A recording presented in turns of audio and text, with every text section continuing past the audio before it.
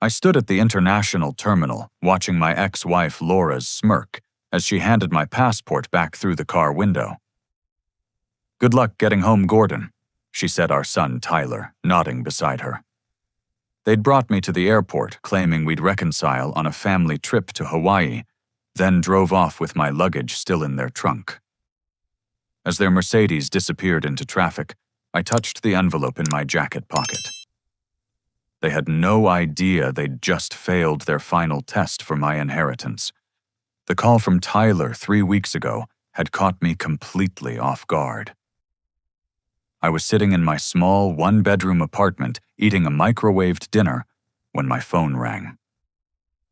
The name on the screen made my heart skip. Tyler hadn't spoken to me in 2 years, not since the divorce when he chose to side with his mother. "Dad?" His voice sounded different, softer somehow. "I know it's been a while, but I've been thinking about you. For 20 minutes, my son talked to me like he used to when he was young. He apologized for the silence, said he'd been doing therapy, and realized he needed his father in his life." Then Laura got on the phone. Her voice was honey-sweet, nothing like the bitter tone I'd grown accustomed to during our final years together. "Gordon, we both think it's time to heal," she said. "Tyler and I have been discussing it, and we'd like to take a family trip. Just the 3 of us like old times. Hawaii, maybe neutral ground where we can all find closure." Loneliness does strange things to a man. Sitting in that quiet apartment, I found myself agreeing. Maybe it was the cancer diagnosis I'd received 6 months earlier, the doctors telling me I had perhaps a year left. Maybe it was the weight of my father Harold's death and the secret I'd been carrying since. Either way, I said yes. What Laura and Tyler didn't know was that my father, the billionaire Harold Morrison, had left me everything. $280 million, along with properties, businesses, and investments they couldn't even imagine. We'd been estranged for 30 years, my father and I, but blood meant something to him in the end. His lawyers had contacted me quietly, and I'd inherited it all just 2 days before Tyler's call. I hadn't told anyone about the inheritance. Instead, I'd hired Marcus Chen, a private investigator, recommended by my father's attorney. What Marcus uncovered about my family made my chest tight with disappointment. Tyler's tech startup had crashed spectacularly, leaving him nearly $1 million in debt. Laura had developed a shopping addiction that had maxed out every credit card she could get her hands on. They were drowning, and suddenly their interest in family healing made sense. The morning of our supposed trip, Tyler arrived at my apartment in his BMW, which I now knew was 3 payments behind. Laura sat in the passenger seat wearing designer sunglasses I recognized from her favorite boutique. They were all smiles and warmth as I got in the back. "You look good, Dad," Tyler said, glancing at me in the rearview mirror. "That shirt brings out your eyes." It was laying it on thick, but I played along. During the 40-minute drive to the airport, Laura peppered me with questions about my life. She mentioned oh so casually that she'd heard about my father's passing. "Such a shame you two never reconciled," she said, studying my face in the visor mirror.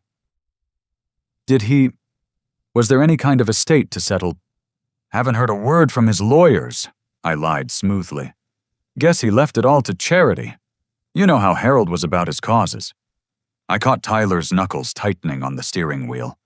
Laura's smile flickered for just a moment before returning full force. At the airport, Laura insisted on handling everything. "You don't need your wallet, Gordon. This trip is on us. Our treat for all the pain we've caused." She took my documentation to check us in while Tyler helped with the luggage. I'd packed light, just 1 suitcase. They had 3 between them. Tyler seemed nervous, constantly checking his phone and texting.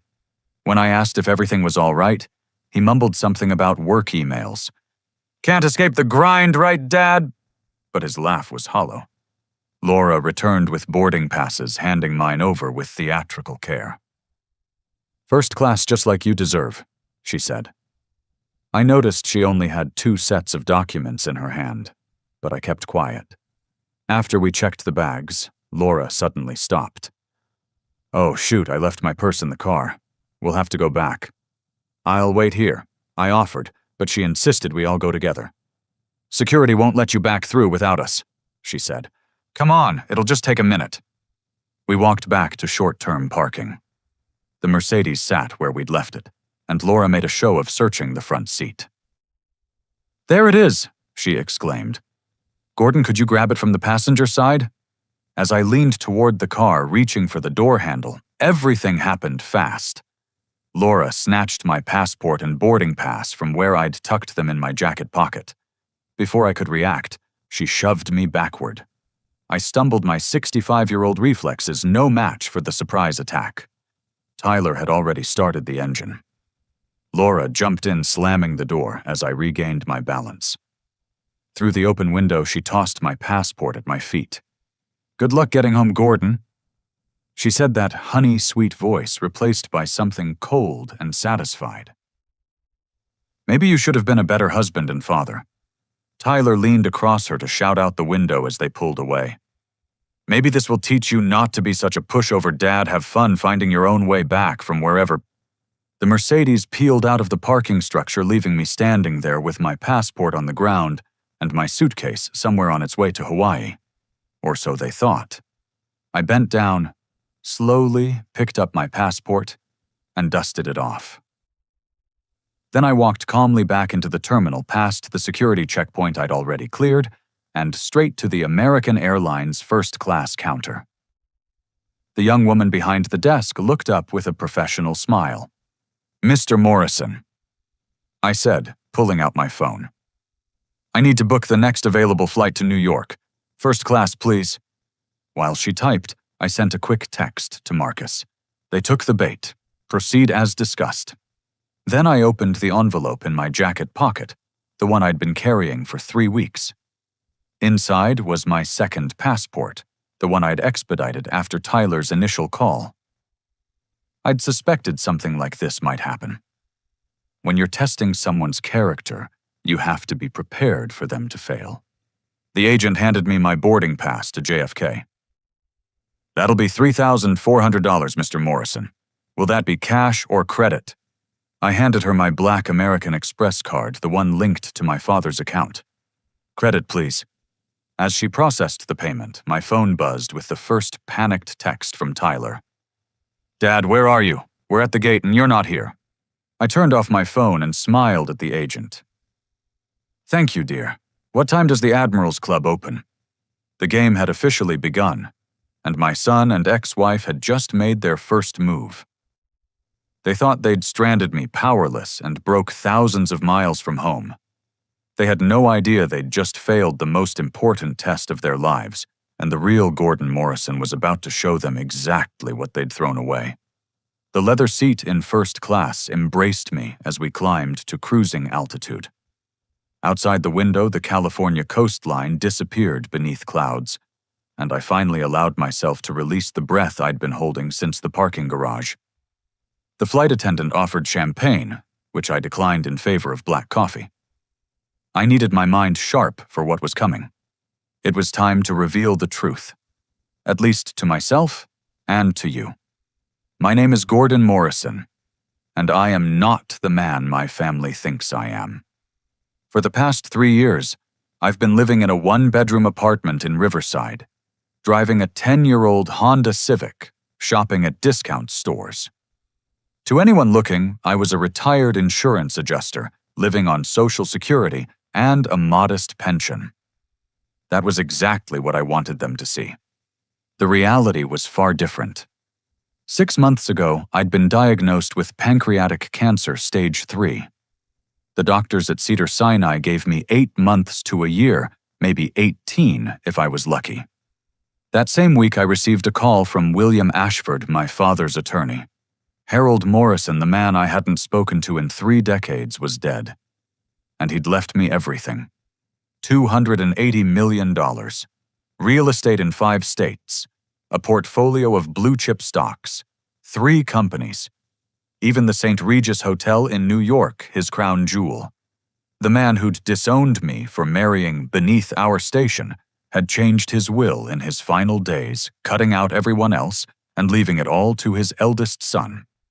He said you were the only one who ever stood up to him. William had told me during our first meeting. He respected that even if he never admitted it while he was alive. But the will came with an unusual provision. I was to distribute the wealth to those who show true character with full discretion on what that meant. Harold, it seemed, had learned something about the value of integrity in his final years. I'd kept the inheritance secret while I decided what to do. The cancer diagnosis had clarified things. I didn't need $280 million for the time I had left. But I could use it to test the people around me, to separate those who deserved help from those who only wanted to take. My phone, when I turned it back on, was filled with increasingly frantic messages. 17 texts from Tyler, 12 from Laura, 4 voicemails. I scrolled through them as I sipped my coffee. "Dad, this isn't funny. Where are you?" "The plane is boarding. Get here now." "What do you mean you're not coming? We're already on the plane." "This is Laura. What kind of game are you playing?" "Gordon, I swear to God when I find you." The messages devolved from there. By the time they'd realized I wasn't coming, wasn't answering, and had somehow vanished from the airport entirely, they were alternating between threats and desperate pleas. The final voicemail left as their plane was taking off was from Tyler. "I don't know how you got home, Dad, but this is really messed up. We're landing in 5 hours and you better answer your phone. We need to talk about Grandpa Harold's estate. I know he left you something. We're family, Dad. Family shares." Family shares. I almost laughed at the irony.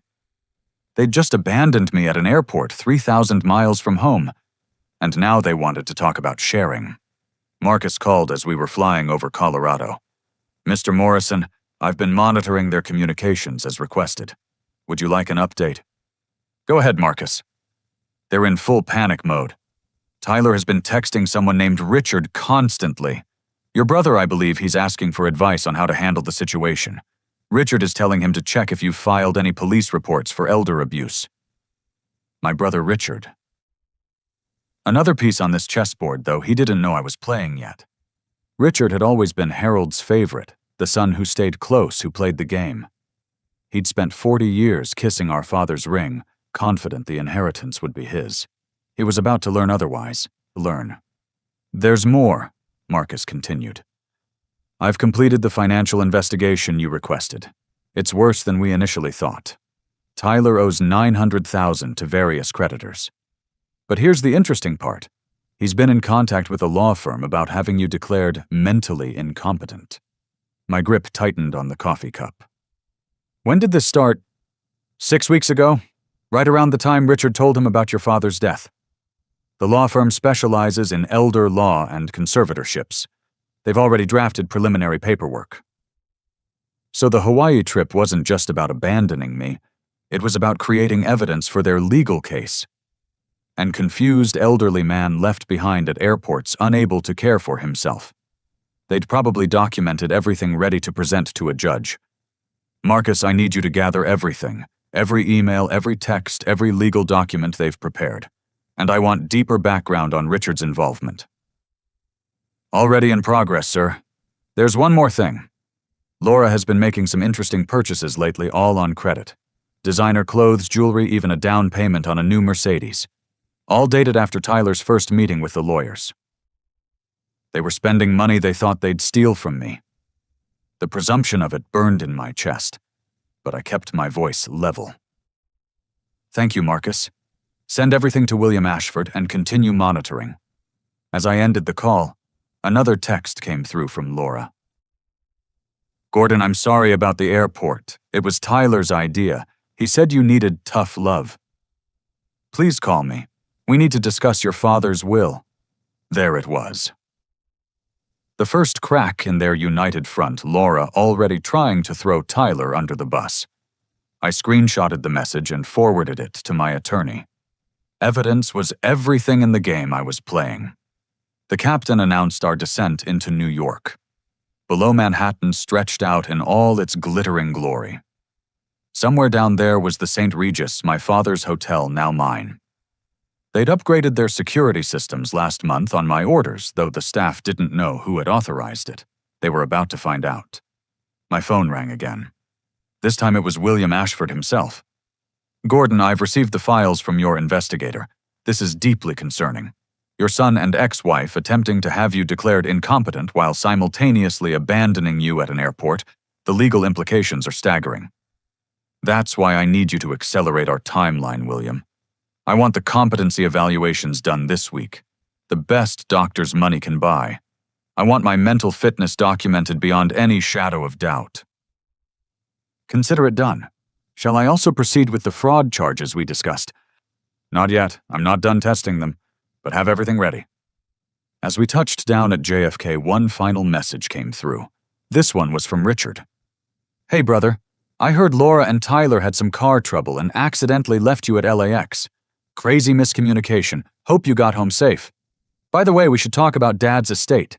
I've been handling things with his lawyers, but they say they need to speak with you. Call me when you can. Rick, car trouble. Miscommunication." My brother was already crafting the narrative, already working his angle. What none of them knew was that Marcus had sent me something else during the flight. Security footage from Tyler's apartment complex, showing Richard coming and going regularly for the past 6 months. Time-stamped photos of Richard and Laura entering the same hotel room. Bank records showing mysterious deposits into Laura's account that matched withdrawals from Richard's. My ex-wife was sleeping with my brother. They were all in this together, a little conspiracy to steal my inheritance. But the game was far from over, and I held cards they couldn't even imagine existed. As I walked through JFK toward the cab stand, I felt oddly liberated. The cancer might be eating away at my body, but my mind was clearer than it had been in years.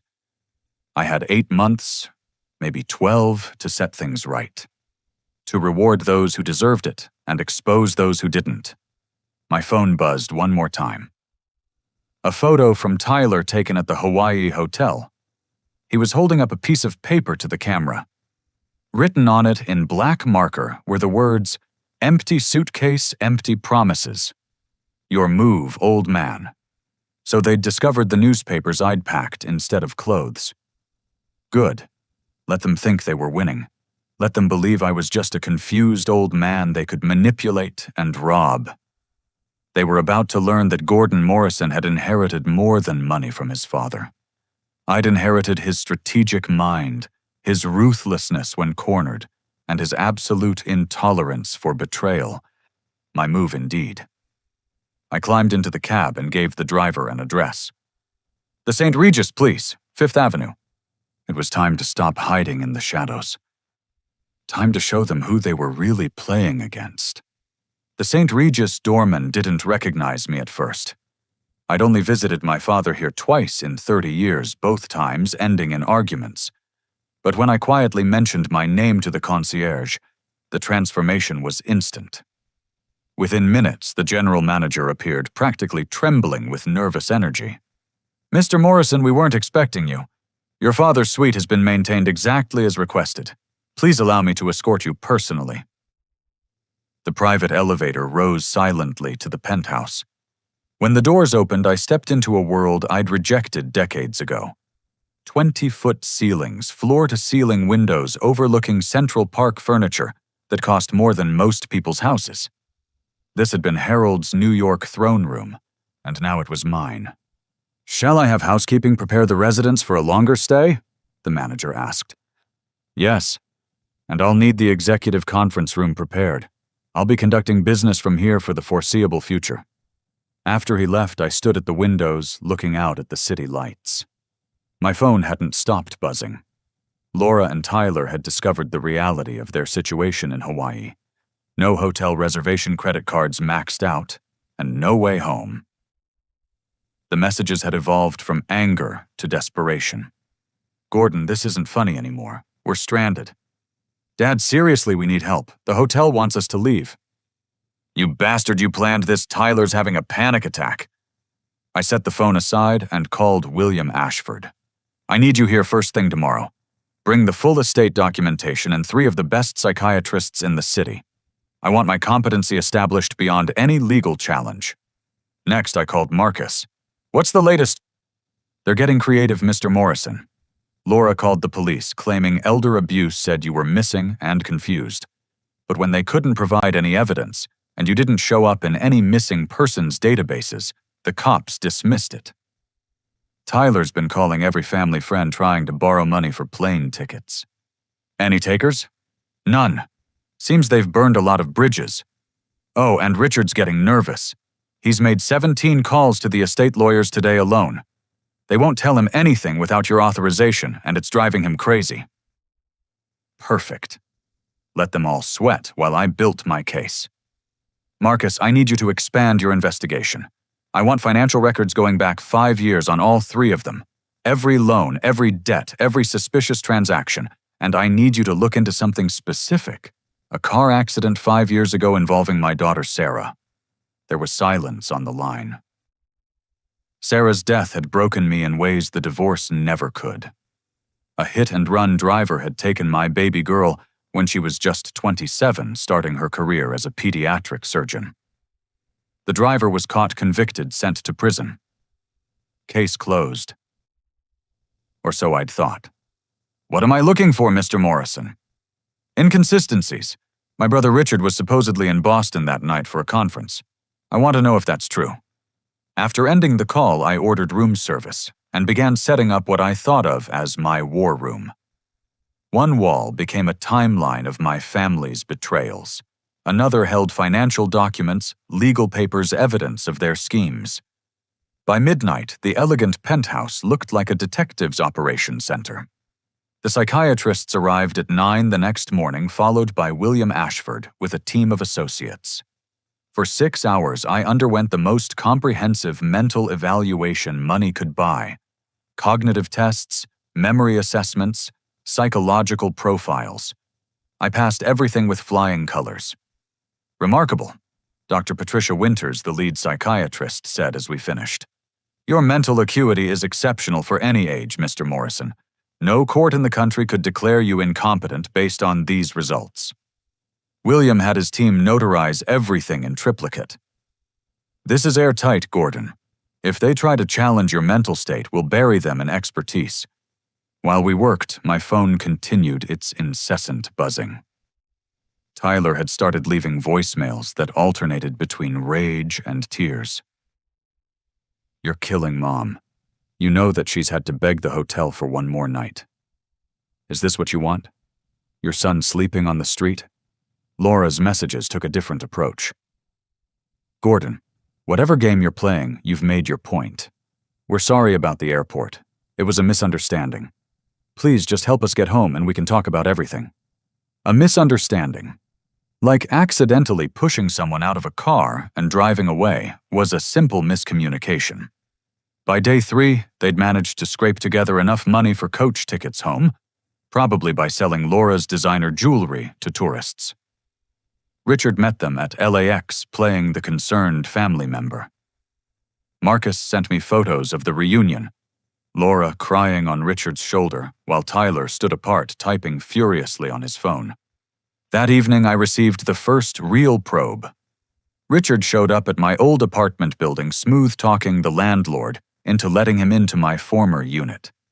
He found exactly what I'd left for him. An empty space with a single photo of our father taped to the wall. The photo had a post-it note attached. He who seeks inheritance through deception shall find only emptiness. Richard's subsequent call was barely controlled, fury masquerading as concern. Gordon, where the hell are you? I went by your place and it's empty. Are you having some kind of breakdown? Let me help you, brother. I didn't answer. Instead, I had William send a formal letter to all 3 of them announcing a family meeting regarding Harold Morrison's estate. The letter was deliberately vague about amounts, but clear about the stakes. Final distribution of assets to be determined based on demonstrated family values and integrity. The response was immediate and predictable. Suddenly, I was beloved. Laura sent flowers to the St. Regis. How she knew I was there, I could only guess. Probably Richard's connections. Tyler texted apologies every hour. Richard invited me to dinner at the most expensive restaurant in Manhattan. While they performed their dance of false affection, I was busy with the real work. I met with the boards of my father's companies, toured his properties, reviewed the charitable organizations he'd supported. And quietly, carefully, I began distributing wealth to those who truly deserved it. The Children's Hospital, where Sarah had volunteered, received an anonymous donation of $10 million. Her best friend from medical school, now struggling with student loans while running a free clinic in the Bronx, woke up to find her debts paid and her clinic funded for the next decade. 20 families who had shown me kindness over the years, the landlord who'd reduced my rent when I was struggling, the mechanic who'd fixed my car for free when I was broke, the diner waitress who'd slipped me free meals during the divorce, all found their mortgages mysteriously paid off. Each gift was documented, recorded, filed away. I was creating a paper trail of generosity that would stand in stark contrast to my family's greed. On the fourth day, Marcus called with news that chilled my blood even as it confirmed my suspicions. "Mr. Morrison, I found something about the night your daughter died. Richard's conference alibi doesn't hold up. The hotel has no record of him checking in. His credit cards show purchases at a bar in Los Angeles that night, just 2 miles from where Sarah was hit." My hand trembled as I gripped the phone. "Are you certain?" "I have receipt surveillance footage from the bar, even a parking ticket issued to his car 6 blocks from the accident scene, time-stamped an hour before Sarah died. Gordon, I think your brother killed your daughter." The penthouse suddenly felt too small. I walked to the window, pressing my forehead against the cool glass as rage and grief warred in my chest. Richard hadn't just betrayed me for money. He'd stolen my daughter's life and let another man rot in prison for it. "Gather everything," I said, my voice steady despite the storm inside. "Every piece of evidence. Create a package that could be presented to the district attorney, but don't send it yet. I want him to confess first." "Sir, are you sure that's wise?" "He's going to that family meeting believing he'll walk away with millions.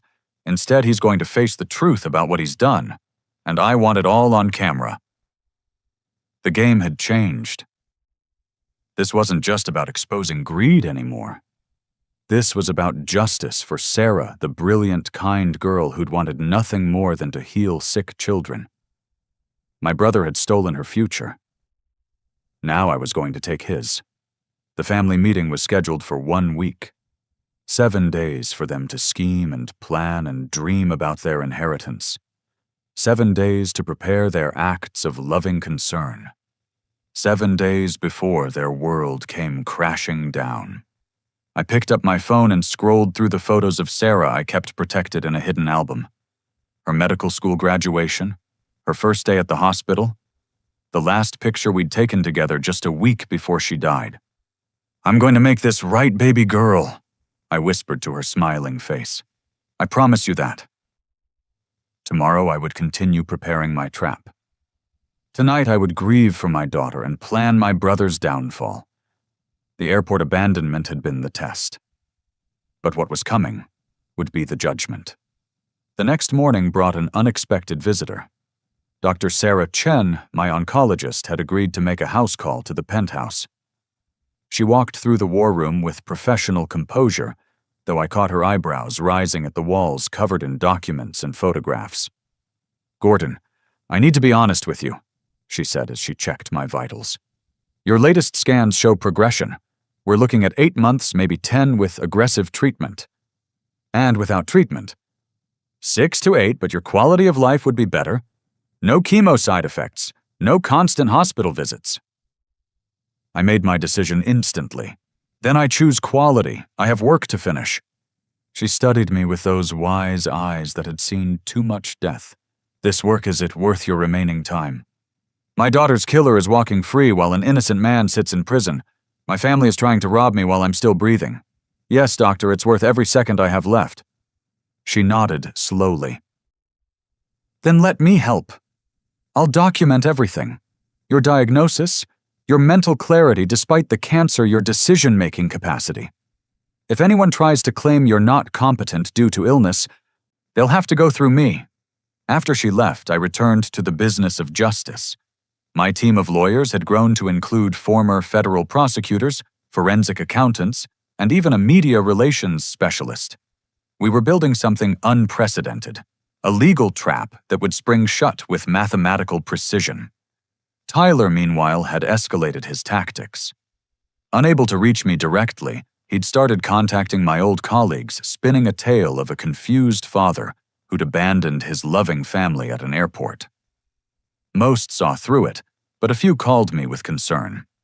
"Gordon, your boy says you're not well," my former supervisor said. "Says you've been acting strange since your father died. Is everything all right?" "Tom, let me ask you something. If your son left you at an airport 3,000 miles from home and then asked for money, what would you think?" "I'd think he was no son of mine." The real challenge came from Laura's latest maneuver. She'd hired a lawyer, not just any lawyer, but Catherine Blackwood, known for her aggressive pursuit of alimony modifications. The letter arrived by courier, suggesting we revisit the financial arrangements in light of changed circumstances. I had William respond with surgical precision. "Mr. Morrison's financial circumstances remain unchanged. However, we would be happy to discuss Mrs. Morrison's recent credit fraud and identity theft charges." That shut down that avenue quickly. As the family meeting approached, I found myself reaching out to people from my past. Not family, but those who'd shown me true kindness. Maria Gonzalez, the nurse who'd held my hand through my first chemo treatment, cried when I called to tell her I'd set up a college fund for her 3 children. "Mr. Gordon, why you do this?" "Because you showed me compassion when I was just another patient, Maria. That's worth more than all the money in the world." These conversations recharged my spirit, even as my body weakened. Each grateful tear, each shocked thank you, reminded me what real family looked like.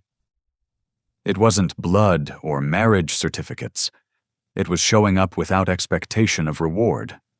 Marcus called with updates that made my strategy clearer. "Richard's in serious trouble, Gordon. He's borrowed against his expected inheritance from over a dozen lenders. We're talking about $8 million in loans based on forged documents suggesting he's Harold's primary beneficiary. Let me guess. He's been spending it already. Cars, boats, a house in the Hamptons he can't afford. He's promised several people partnership stakes in companies he doesn't own. When this comes out, he's looking at federal fraud charges." The noose was tightening, but I needed more. I needed him to confess to Sarah's death. That's when inspiration struck. "Marcus, I need you to find someone for me. The man imprisoned for Sarah's hit and run. What's his situation?" "Jose Martinez, serving 15 years. He's maintained his innocence from day one, but the evidence seemed solid. Single father worked 2 jobs to support his kids. They're in foster care now."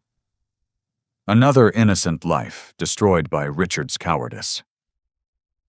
"Look into his case. If he's truly innocent, I want the best lawyers working on his appeal, and find out what his children need." The next day brought an unexpected development. Tyler showed up at the St. Regis trying to bull his way past security. The guards called up for instructions. "Send him away," I said, "but have someone give him this envelope." Inside was a single photo. Tyler as a little boy sitting on my shoulders at the beach, both of us laughing. On the back, I'd written, "This is the son I would have given everything to. The man you've become gets nothing." His rage-filled voicemails afterward were almost sad. "How dare you judge me? You were never there, always working, always choosing your job over family. Mom's the one who raised me." Perhaps there was truth in his words. But abandoning me at an airport wasn't the response of a hurt child. It was the action of a calculating adult who saw dollar signs instead of a father. Laura tried a different approach. She started calling mutual friends, painting herself as the victim of a vindictive ex-husband who'd come into money and was using it to torture his family. Some believed her sending me reproachful messages about forgiveness and moving on. I responded to each one with a simple question. If she's the victim, why did she leave me at the airport? The responses were telling. Most hadn't heard that part of the story. As the meeting date approached, I made final preparations. The St. Regis conference room was set up with hidden cameras, every angle covered. Court reporters would be present to create an official transcript. I even hired a retired FBI agent to observe body language and verify the validity of any confessions. 3 days before the meeting, Marcus delivered the bombshell we'd been building toward. "Gordon, I have everything." Richard's bar receipts, surveillance footage showing him stumbling to his car, his vehicle on traffic cameras heading directly towards the intersection where Sarah died. The timeline is damning. "What about the man in prison?" Jose Martinez was working his second job 3 miles away when the accident happened. Multiple witnesses confirm he couldn't have been the driver. Someone planted evidence in his car. Paint chips, a broken headlight that didn't match his vehicle's damage. It was a professional frame job. My hands shook as I reviewed the evidence. Sarah had been walking home from a late shift at the hospital, tired but happy. She'd just saved a child's life that day. And Richard, drunk and careless, had stolen her future in an instant of selfish stupidity. "There's more," Marcus said gently. "I found communications between Richard and a man named Vincent Torino, a known fixer for drunk driving cases. Payment of $50,000 2 days after Sarah's death. He bought his way out of justice." I closed my eyes, seeing my daughter's face. "Add it to the presentation. I want everything ready for the meeting." The final piece fell into place the night before the family gathering. William called with news that made me smile, despite everything. "Gordon, the estate's final accounting is complete. After your charitable distributions this week, the remaining estate is valued at $30 million. Still enough to change lives, but far less than the hundreds of millions your family is expecting." "Perfect. Let them think there's still a fortune to grab. It'll make the fall that much harder." I spent that last night before the meeting in my father's study reading his journals. The last entry, written days before his death, surprised me. I was wrong about Gordon. He chose love over money, integrity over influence. He's the only one of them who never asked me for anything. In the end, that's why he gets everything. Let him decide who deserves my fortune. His judgment was always better than mine. Tomorrow I would honor that trust. Tomorrow 3 vultures would walk into a room expecting to divide millions. Instead, they would face the truth about themselves, captured in high definition for the world to see. I poured myself a scotch from Harold's private collection and raised it to his portrait. "You were a difficult bastard, Dad. But you got this one right." The game was almost over. All the pieces were in position. Tomorrow the trap would spring, and Gordon Morrison would deliver justice with compound interest.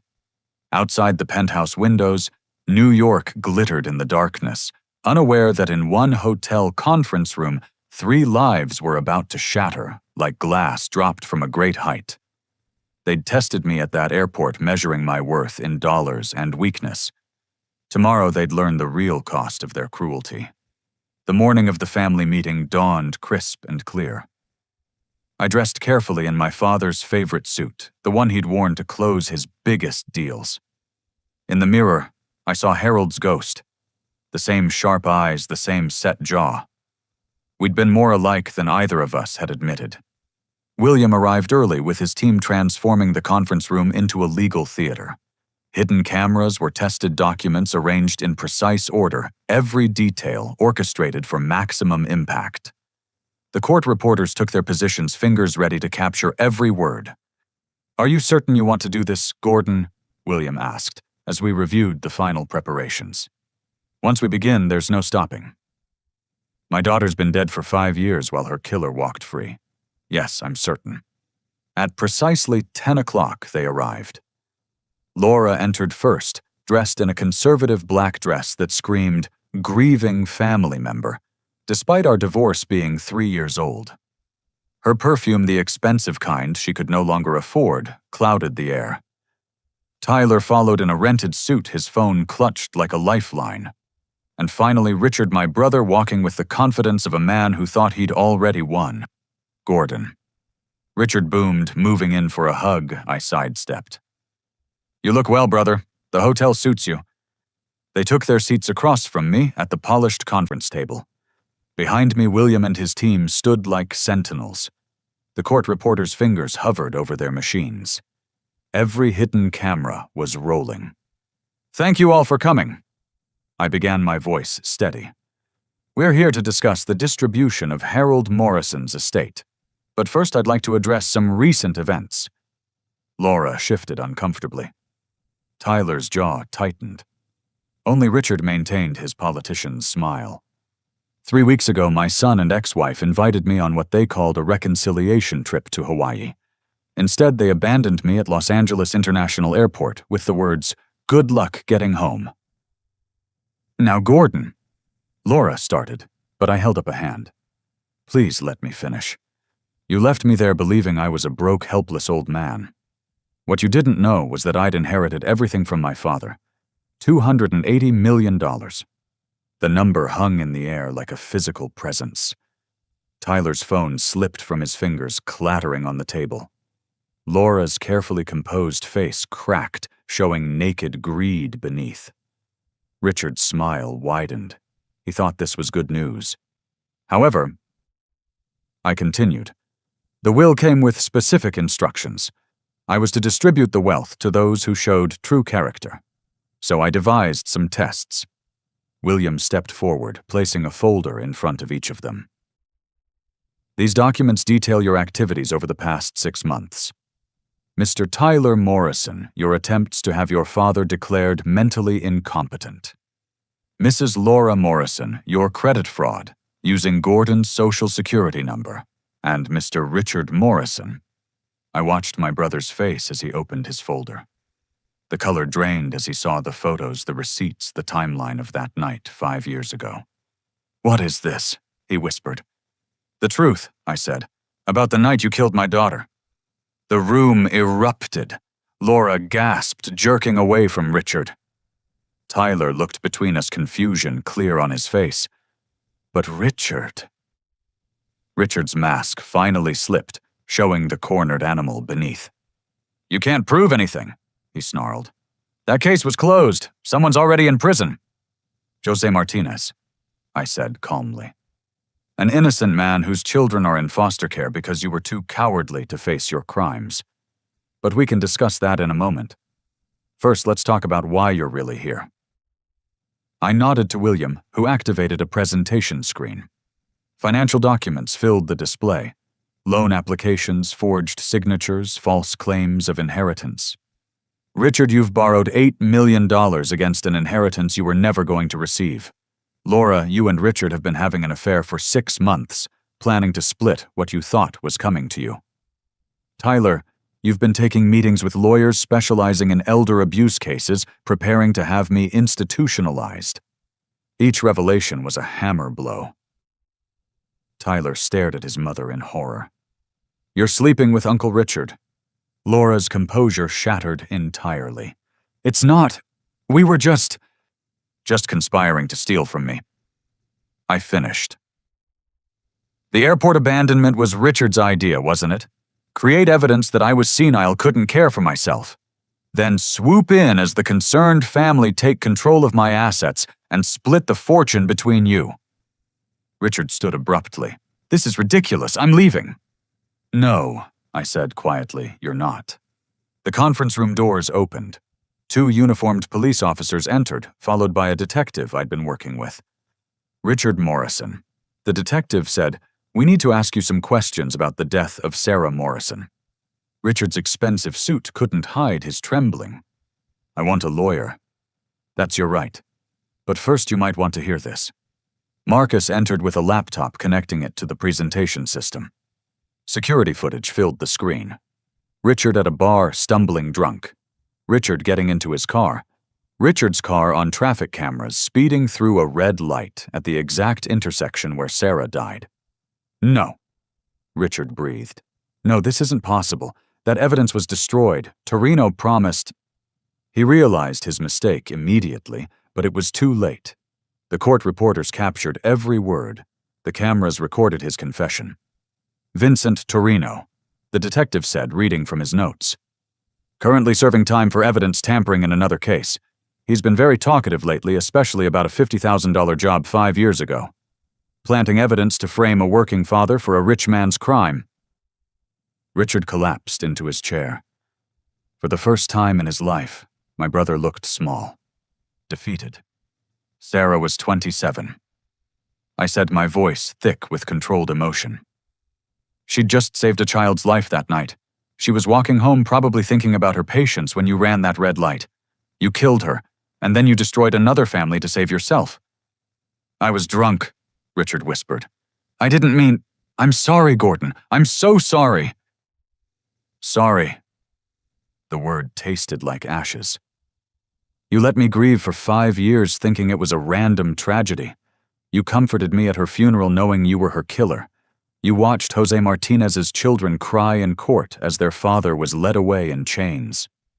Sorry doesn't begin to cover it. The detective stepped forward. Mr. Morrison, we'll need you to come with us. As they led Richard away, he turned back one last time. The money, Gordon. I need the money for lawyers. I laughed a bitter sound that echoed off the conference room walls. There is no money for you. Let me show you where it went. The presentation changed to show a list of charitable donations. Children's Hospital's medical research scholarships in Sarah's name. Foster care support for Jose Martinez's children. Legal funds for his appeal. $200 million distributed over the past week to people and causes that deserved it. The remaining $30 million will follow soon. You're left with exactly what you deserve. Nothing. Laura found her voice. You gave it all away, Gordon, that money was supposed to be for family. Family. I stood leaning on the table. Family doesn't abandon each other at airports. Family doesn't plot to steal inheritances or declare each other incompetent. Family sure as hell doesn't kill each other and frame innocents for the crime. Tyler hadn't spoken since the revelations began. Now he looked at me with something I hadn't seen in years. Respect mixed with fear.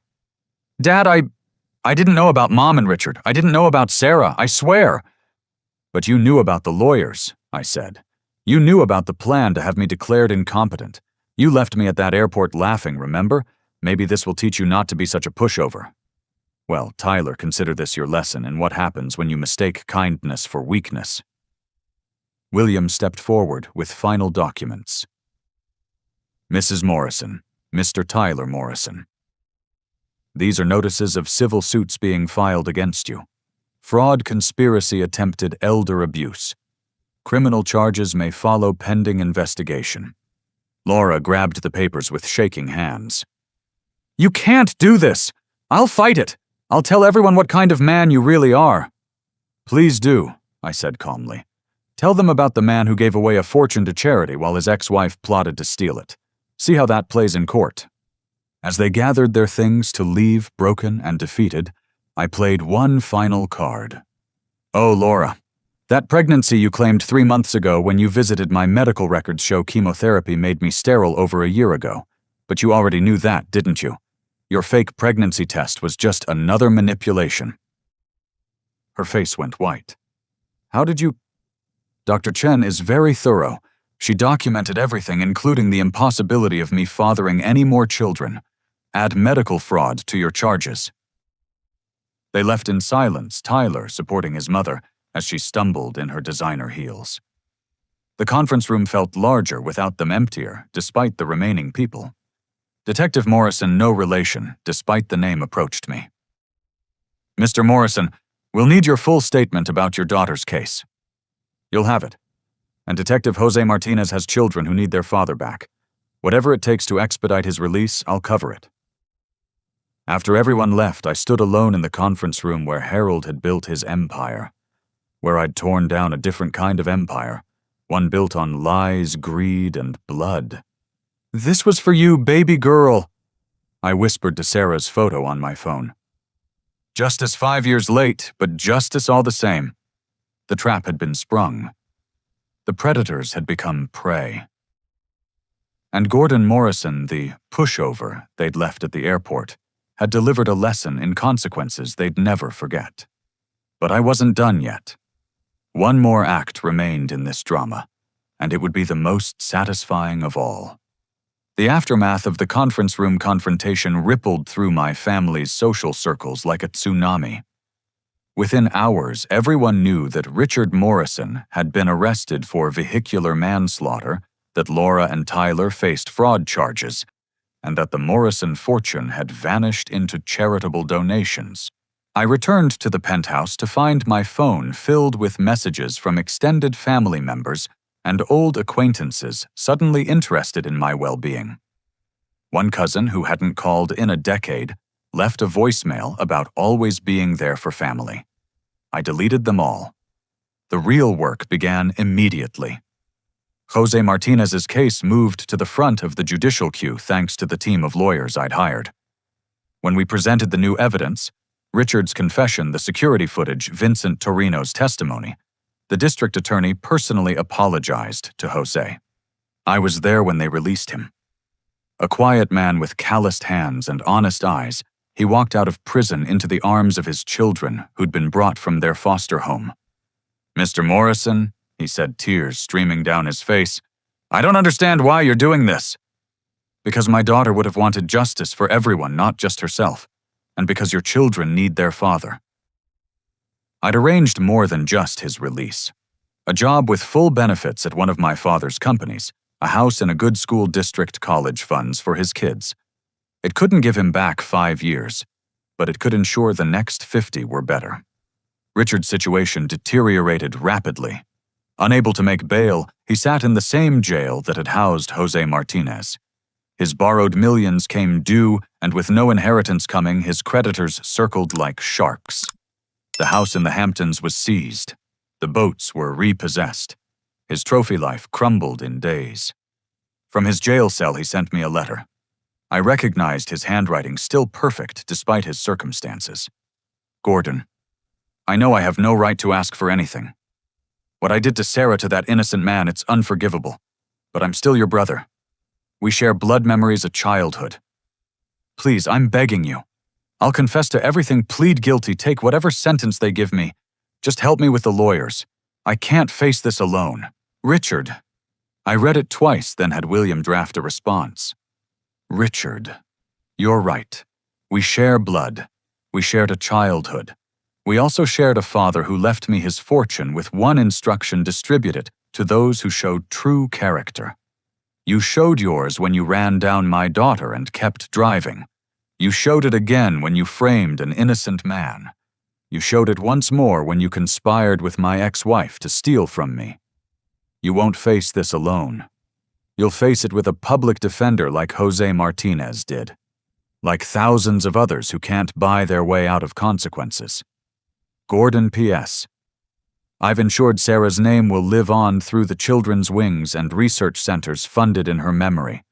Your name will live on too, in court records and prison logs." Laura's response to the crisis was predictably self-centered. She hired Catherine Blackwood to file an emergency motion claiming emotional distress and demanding increased alimony. The judge, after reviewing evidence of her fraud and conspiracy, not only denied the motion, but revoked her existing alimony entirely. "Your Honor, this is cruel and unusual," Catherine argued. "My client will be destitute." "Your client," the judge replied, examining the credit card records, "seems quite capable of spending money that isn't hers.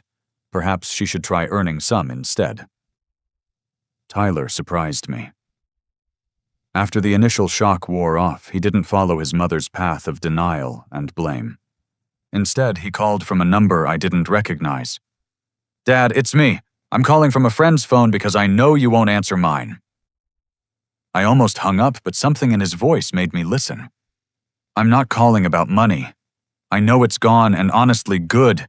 It would have destroyed me like it destroyed Mom and Richard. I'm calling because I need to apologize. Not the fake apology I gave before when I wanted something, a real one." "I'm listening." "I was so angry after the divorce. Mom fed that anger, told me you chose work over family, that you never really loved us.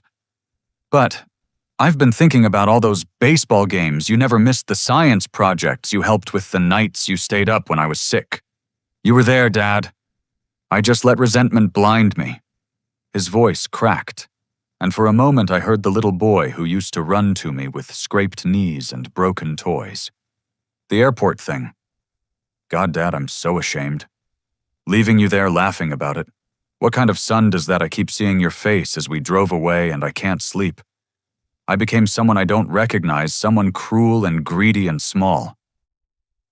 "What do you want, Tyler?" "Nothing. That's the point.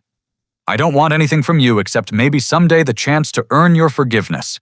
I'm getting help, Dad, therapy, and I'm going to pay back every debt myself, even if it takes decades. No more shortcuts, no more schemes. I want to become someone Sarah would have been proud to call her brother." The mention of Sarah hit deep. She'd loved Tyler, even when he was being difficult. "Little brothers are supposed to be pains," she'd say. "It's how they show love." Tyler. I said carefully, "I can't forgive you yet. The wounds are too fresh. But I'm glad you're getting help. Focus on becoming the man you want to be, not for me or anyone else, but for yourself." "I will. And Dad, I love you. I know I've got no right to say it after everything, but I do." I ended the call without responding, but his words lingered. Of all of them, Tyler might actually learn from this. Time would tell. The media caught wind of the story when Richard was formally charged.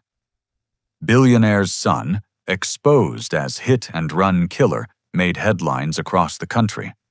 The narrative of a wealthy family's conspiracy to rob their dying patriarch, while one member hid a deadly secret, captivated the public. I gave one interview to a journalist Sarah had admired. I talked about my daughter, her dedication to healing children, her dreams cut short. I talked about Jose Martinez and the injustice of poverty being punished while wealth walked free. I talked about my father's final wisdom in leaving me not just money, but the power to expose character and reward virtue. "Mr. Morrison," the journalist asked, "do you regret giving away the fortune?" "My only regret," I replied, "is that I can't see the faces of the children who will be saved by the hospitals we've funded, the students who will get educations through our scholarships, the families who will sleep peacefully in homes they own outright. But Sarah will see them. Somehow I believe that." The interview aired nationally. Donations poured in from viewers moved by the story expanding Sarah's foundation beyond my initial funding. Her legacy grew with each passing day, a living monument to the doctor she'd been. Marcus called with regular updates on the family's downfall. Laura had moved in with her sister, who barely tolerated her. She'd taken a job at a department store, the kind of place she used to shop with disdain. The designer clothes were gone sold to pay lawyers. Richard's trial moved forward inexorably.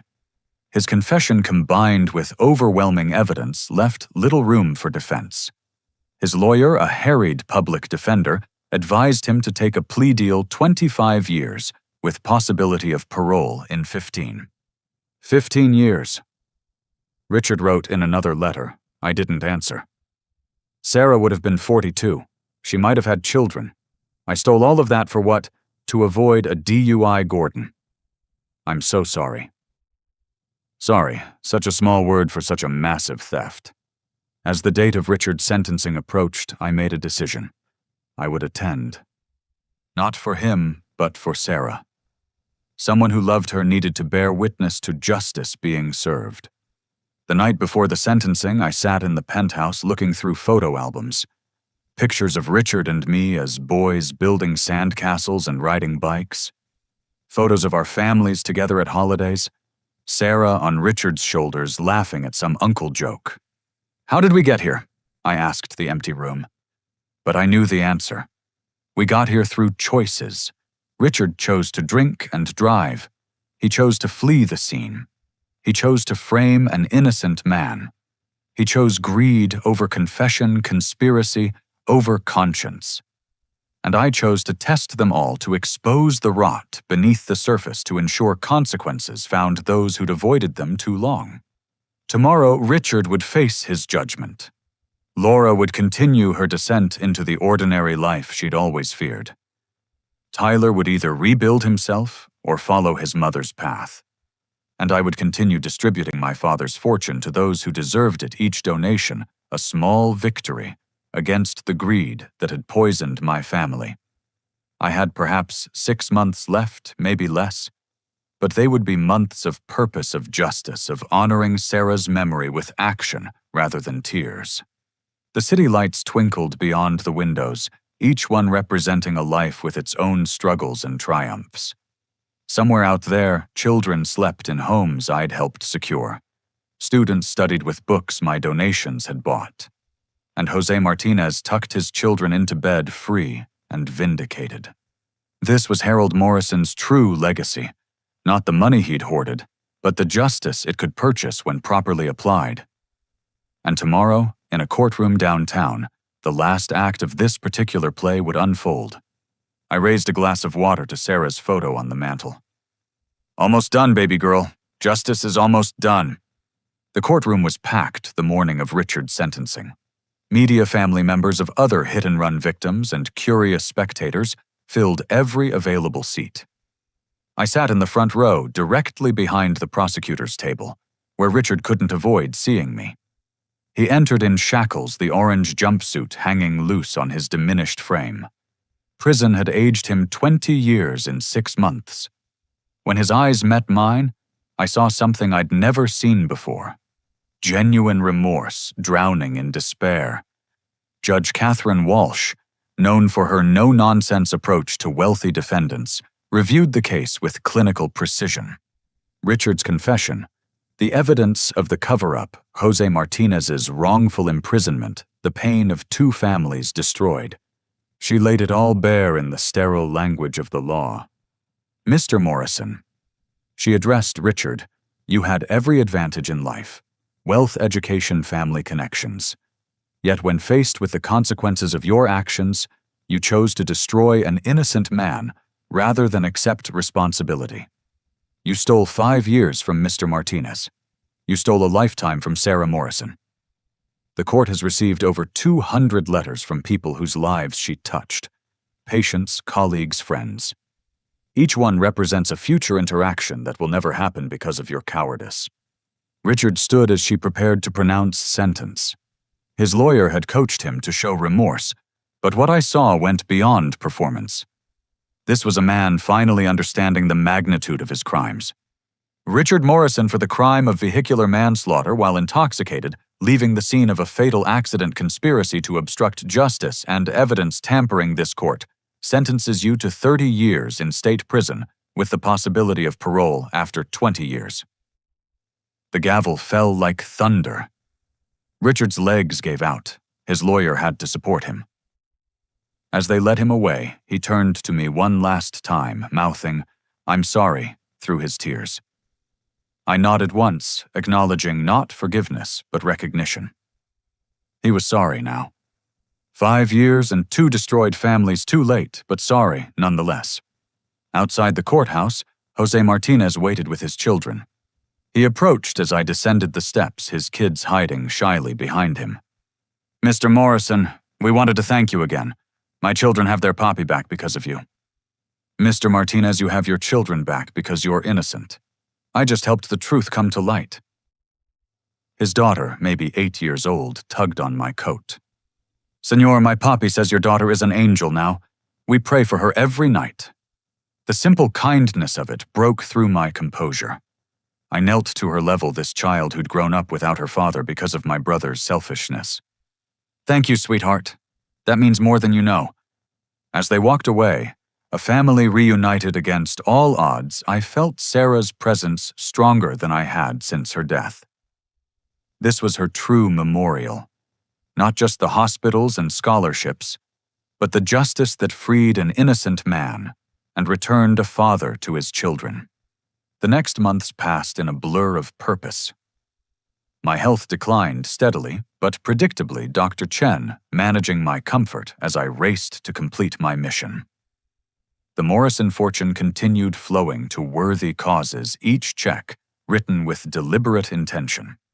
Laura's transformation was perhaps the most dramatic. Stripped of alimony-facing fraud charges and abandoned by her society friends, she discovered what millions of Americans already knew. Survival required work. The last time I saw her, she was stocking shelves at Target, her manicured nails replaced by practical shortcuts, her designer wardrobe by the red uniform. She didn't see me watching from the aisle. A customer was berating her about an out-of-stock item, the kind of entitled behavior she'd once perfected. But instead of crumbling or fighting back, Laura simply apologized and offered to check the back storage. The humility was new, possibly temporary, but it was there. Tyler's journey took a different path. True to his word, he'd entered therapy and taken responsibility for his debts. He worked 3 jobs: construction during the day, food delivery at night, weekend shifts at a warehouse. Every penny beyond basic survival went to his creditors. He sent me monthly updates, not asking for anything, just sharing his progress. Paid off another credit card today. Therapist says I'm making real progress on my entitlement issues. Visited Sarah's grave. Told her I'm trying to be better. The emails went unanswered for months until one arrived that made me reconsider. Dad, I know you're sick. I overheard it at the courthouse. I'm not writing to angle for inheritance or forgiveness. I'm writing because despite everything, you're my father and I love you. If you need anything, a ride to treatment, someone to talk to, or just silence in the same room, I'm here. No expectations, no agenda, just a son who finally understands what he threw away. I stared at those words for hours. Sarah would have forgiven him by now. She always saw the best in people, always believed in redemption. Could I do less than my daughter would? I called him. Tyler. Dad, his voice cracked with surprise. Is everything okay? I'm dying, I said simply. Pancreatic cancer, few months left at best. Oh God, Dad, I'm so sorry. Listen, I can't undo the past, neither can you, but if you want to visit, I won't turn you away. He came the next day, taking time off from all 3 jobs. We sat in the penthouse overlooking Central Park, 2 men separated by betrayal, but connected by blood and cautious hope. I've been reading about Sarah's foundation, he said quietly. The kids, it's helping the research it's funding. She'd be so proud. She would. She always wanted to change the world. Dad, I want to be part of it. Not the money, he added quickly. The work. When I've paid my debts, when I've proven I've changed, I want to volunteer, to help continue her legacy. For the first time since the airport, I saw the son I'd raised before greed poisoned him. Earn it, I said. Show me you've truly changed and we'll talk. He nodded, understanding this was more than he deserved. We spent the afternoon sharing memories of Sarah, laughing and crying in equal measure. When he left, I felt lighter somehow. Not forgiveness, not yet, but the possibility of it. My final project launched a month before my death. The Morrison Character Foundation, dedicated to identifying and rewarding integrity in unexpected places. Janitors who returned lost wallets, teachers who spent their own money on students, nurses who stayed past shifts to comfort the dying. These quiet heroes would receive surprise gifts that changed their lives. But the Foundation's signature program was the Morrison Test.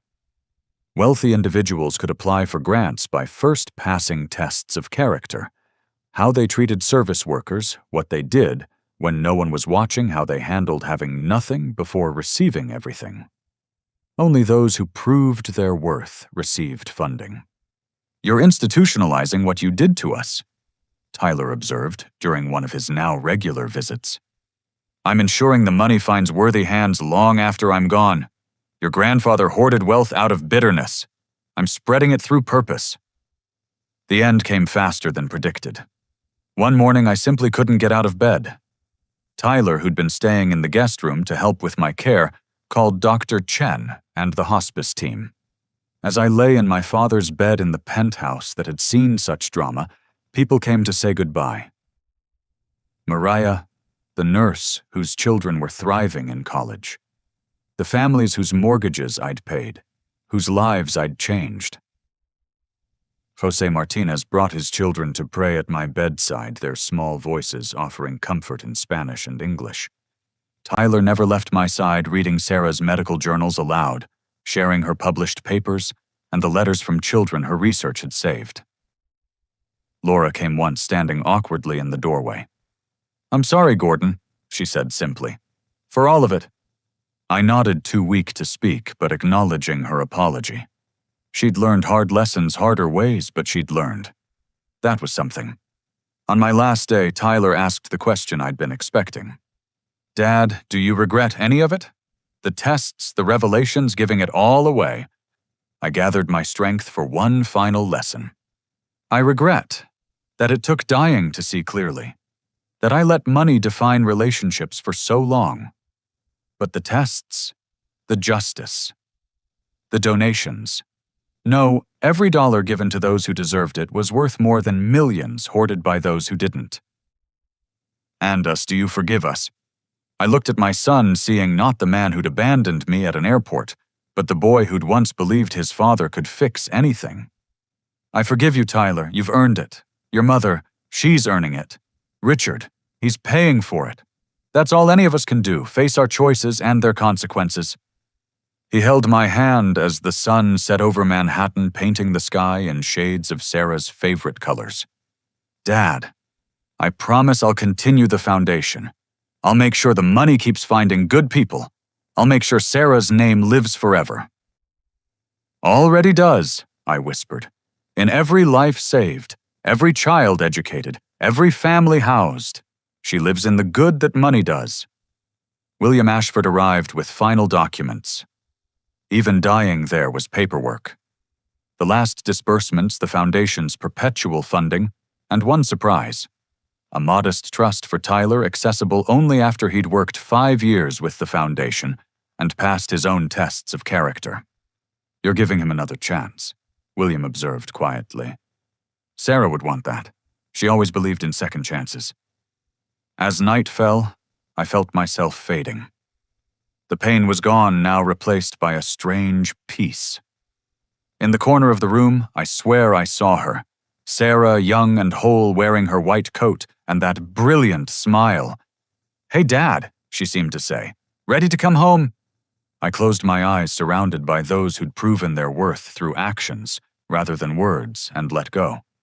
The funeral was small by billionaire standards, but rich in genuine grief.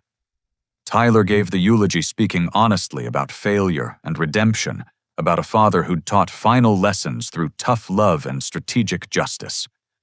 Gordon Morrison didn't just leave a fortune, he concluded. He left a blueprint for using wealth wisely. He showed us that money doesn't corrupt, it reveals. In his final months, he revealed the best and worst in all of us. And then he gave us the chance to choose which we wanted to be. The foundation thrived under Tyler's leadership. He worked tirelessly, living modestly, proving daily that he'd learned his father's lessons. Laura occasionally volunteered, finding purpose in service that shopping had never provided. Richard, serving his time, established a prison program teaching literacy to inmates, funded by the foundation. His attempt at building good from the ruins of his choices. And Sarah's legacy grew. Medical breakthroughs saved children, educated minds, all bearing her name and her spirit of healing. The daughter taken too soon lived on in every good deed the Morrison fortune enabled. But perhaps the most fitting memorial was the plaque installed at LAX at the very spot where Laura and Tyler had driven away laughing. It read, "The Morrison Foundation International Assistance Center, helping stranded travelers return home with dignity, because everyone deserves a second chance at finding their way." Tyler insisted on that location, facing his shame to build something helpful. Thousands of travelers received aid there each year, never knowing it existed, because a son once abandoned his father in that very spot and learned that cruelty creates its own justice. Gordon Morrison died as he lived his final months, strategically, purposefully turning wealth into worth and teaching lessons that outlasted his breath. The man they'd left at the airport had the last word, written not in revenge but in redemption, measured not in dollars but in lives forever changed. The Morrison billions were gone, transformed into hospitals and homes, scholarships, and second chances. But the Morrison legacy lived on proof that true inheritance isn't what you leave behind. It's what you build in others that continues growing long after you're gone. In the end, the airport test revealed everyone's true character. And in revealing it, Gordon Morrison gave each of them the chance to change it. Some took that chance, some didn't. But all learned that when you push away love for money, you often end up with neither. The man who'd stood alone at LAX, abandoned by family but carrying justice in his jacket pocket, had won the longest game of all. He'd turned betrayal into benevolence, greed into generosity, and a family's failure into society's gain. And somewhere in heaven, Sarah Morrison smiled at her father's final diagnosis. Wealth properly administered could cure more than disease. It could cure the sickness of the soul that made people value money over morality. One donation, one test, one chance at a time. The story that began with good luck getting home ended with thousands finding their way to education, to health, to hope. Gordon Morrison had taken the ultimate journey home, and in doing so had helped countless others find theirs. That was his revenge. That was his justice. That was his love. A love that outlasted anger, outgrew betrayal, and outlived death itself. Dear viewers, we all face tests in life, moments when our true character is revealed. Sometimes we fail those tests, letting greed or anger guide our actions. But Gordon's story reminds us that it's never too late to change, to choose integrity over easy money, to value relationships over riches. Have you ever witnessed someone's true character revealed under pressure? Have you seen greed destroy a family or generosity rebuild one? I'd love to hear your stories in the comments below. If Gordon's journey touched your heart, please consider giving this video a like and subscribing to our channel for more powerful stories of justice, redemption, and the triumph of character over circumstance. Share this story with someone who needs to hear it today. You never know whose life it might change. Thank you for joining me on this emotional journey. Remember, we all have the power to choose who we become when tested. May you always choose wisdom, kindness, and integrity. Until next time, this is your storyteller, wishing you lives filled with purpose and hearts guided by justice.